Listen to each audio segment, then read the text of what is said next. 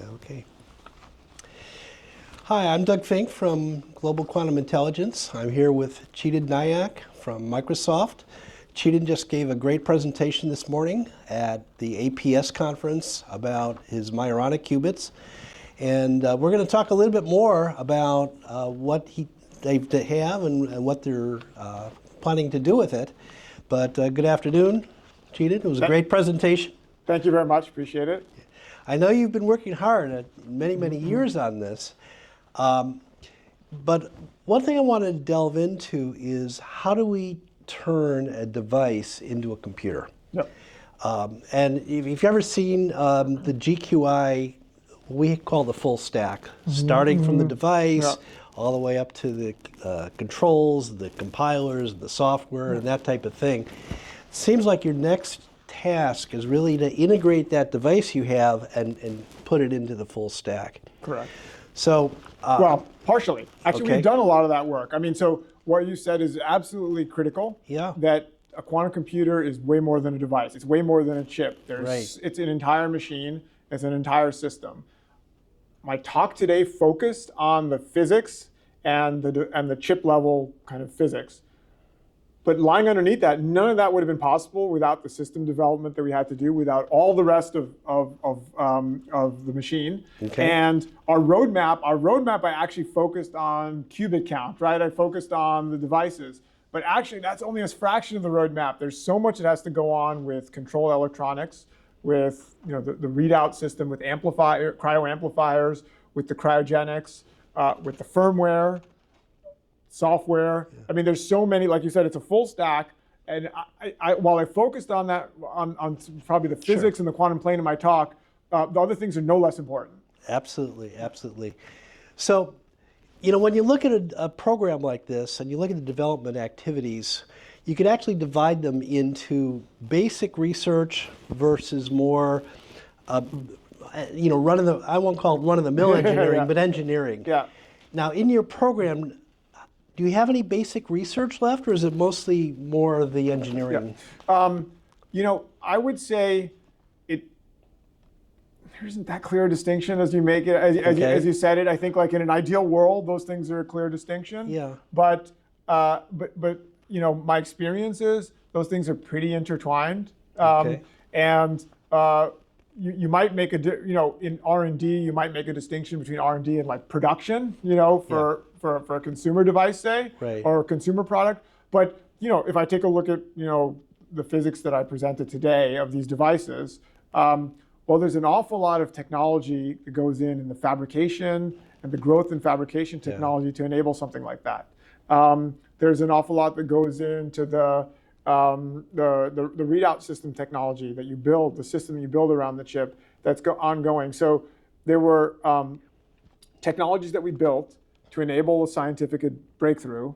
That scientific breakthrough then is the basis for the next technology and so on. So there's a real extent to which there is a tick-tock between the engineering and the industrial advances and the basic physics breakthroughs.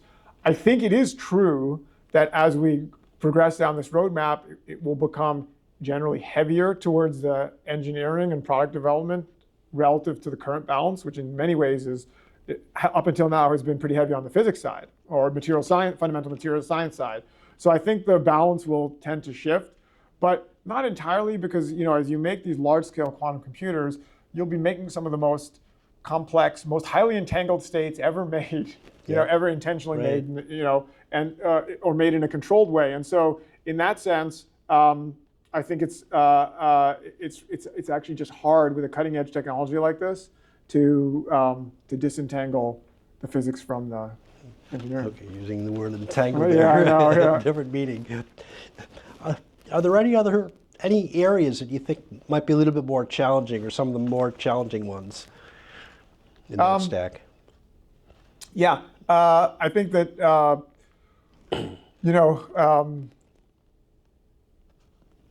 without going into too much detail and giving away too much of our proprietary IP, I'll say that controlling at scale is a huge challenge. Controlling qubits at scale. Okay. If you have you have chips with billions of transistors on them, but the number of control lines is only a few thousand because you have fan in and fan out.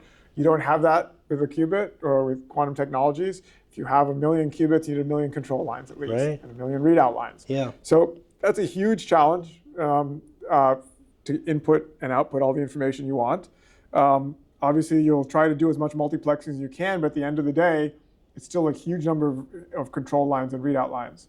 So that's a huge engineering challenge. I think we have a pretty good approach to it. And some of that is actually highlighted in Majorana 1. You know, if you look at that, if you actually look at Majorana 1, it isn't just a device. That actually is a significant fraction. That is a system on a chip, actually, Yeah. or a system in a package, I should say. Okay. So,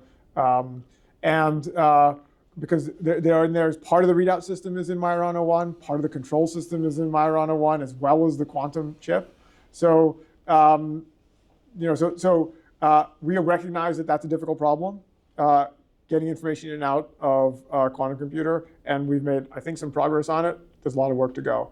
The other one is, the big thing for us is, we need larger topological gaps. We're working on that.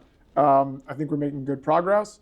But, I think controlling, ultimately qubits are a form of quantum materials, and controlling quantum materials and having in place or stabilizing the quantum fabrication processes is a big deal. Sure. Yeah. Okay, well, let me talk about some specific areas. You did not mention software. Mm-hmm. Now, my assumption is, since it's Microsoft, you guys have a lot of software capabilities.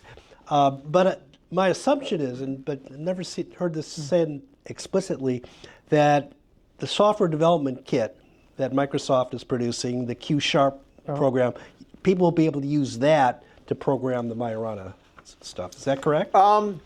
Well, probably. What will happen instead is you'll talk to a copilot in plain English. Okay, yeah. And it will produce the quantum software for you. Okay. Yeah. So I think the advances in AI and large language models, which we've already embedded, into Azure Quantum Elements, are going to make, programming a quantum computer a very different thing than what you might have imagined just a few years ago. Yeah, that's another topic I'm going to talk about at the QEDC meeting on Thursday. But let me talk about some specific stuff. So I read your Nature paper. One thing that caught my eye was you had a 1% error rate, and that seems sort of high. Mm-hmm. Was I reading that incorrectly, or is that one of the areas that you're going to have to improve? So that 1% error rate, first, it's out of the box. Right? Yeah. That's the 1% error rate. The things we know that we're going to do to improve it are we're going to reduce the parasitic capacitance. Okay. We're going to reduce the amplifier noise temperature. Okay. And we're going to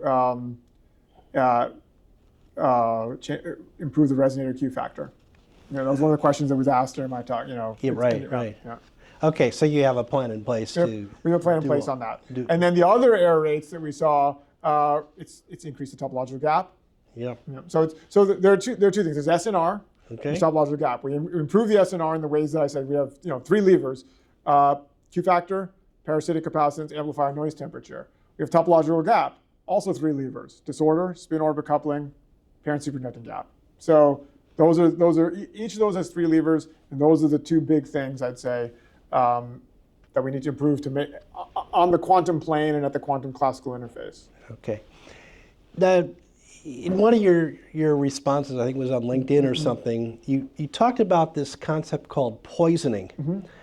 Now, I'm familiar with the other qubit technologies that have coherence, T1, T2. Is poisoning the same thing, or is it different? No, poisoning is a little different. Okay. Superconducting qubits also have poisoning, so it's an issue there, and it's been studied there quite extensively. So those are, for us, it's a kind of error that will take us out of the computational subspace, so out of a total parity even to a parity odd subspace.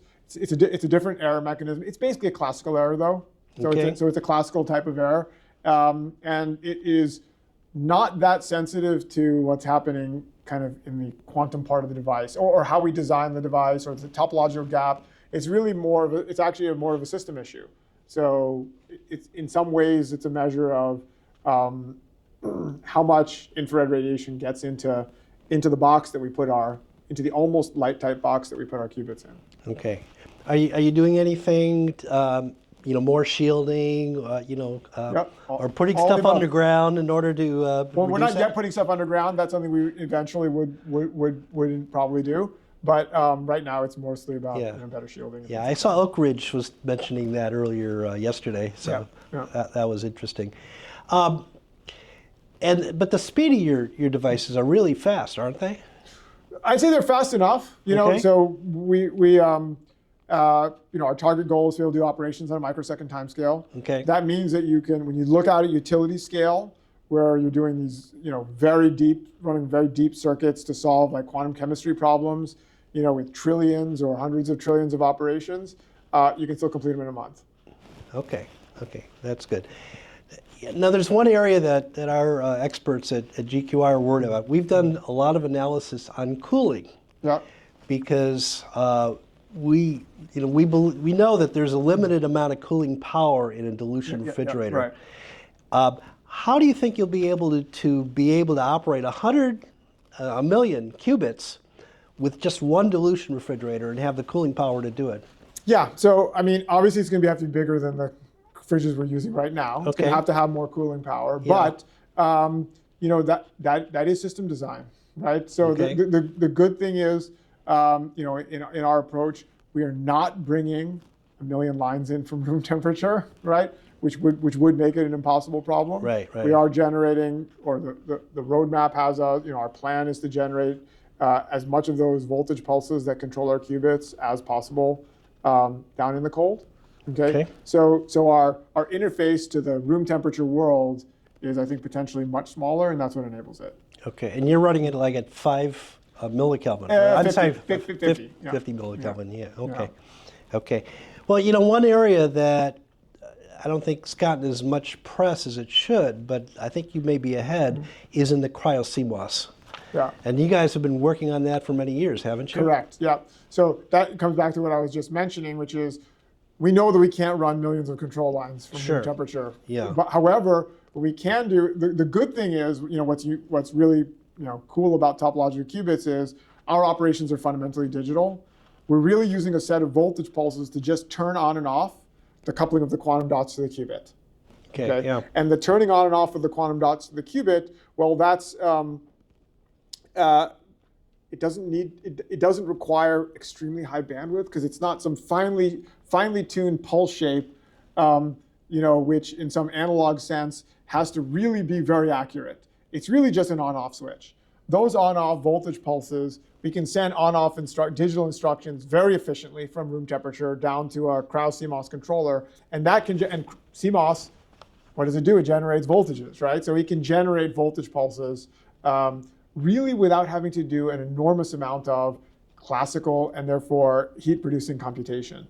So in a sense, what the Krauss CMOS lets us do is it lets us, in some very vague sense, it does all of the fan-out for us to the control of the chip. And so I think it's the combination of the fact that our basic control is voltage pulses rather than fluxes or currents or something like that. Number one, or microwave control. So it's actually in that sense quite different from most other qubits. Our basic control is voltage pulses, and then secondly, our basic control is actually digital.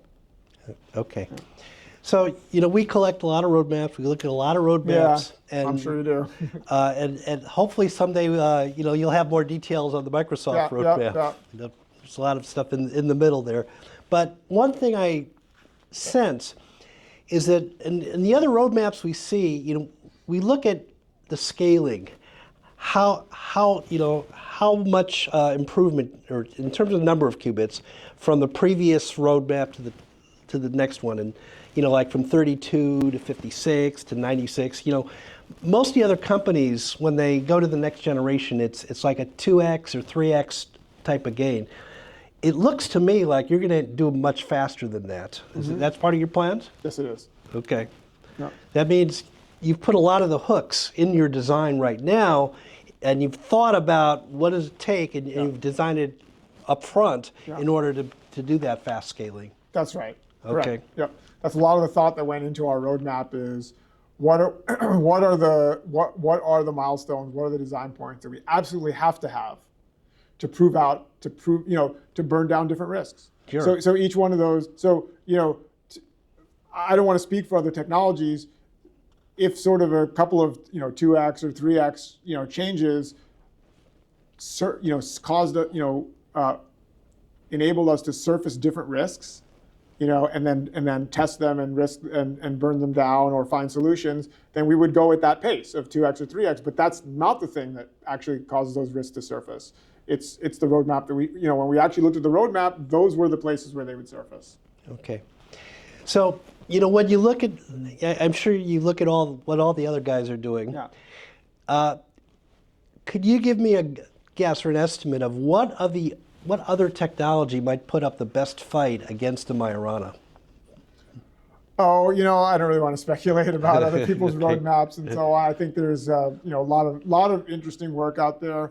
It wouldn't actually surprise me if there's a market for different types of quantum Sure. computers, right, at different scales. Sure. It might be that some quantum computers are just more cost effective for certain kinds of problems, and that's great. Then it actually means.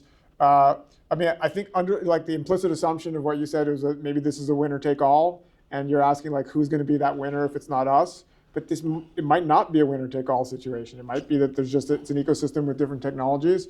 But I think for the particular applications that we have targeted, primarily in chemistry and materials, and given what we understand about the scale, I feel pretty good about our approach to those kinds of problems. Okay. Well, thank you so much for your time. I know it's been a very busy day for you, but wish you the best of success going forward. Looking to hear more about your progress in the years to come. Thank you. Thanks very much. I appreciate it. Yeah. Those were great questions, and it was a pleasure to have a chance to answer those questions, which are a little bit different from some of the other questions I was asked earlier today in my talk. Very good. I enjoyed that. Thank you. Okay. All right. Thanks a lot, Doug. Thanks. Yeah.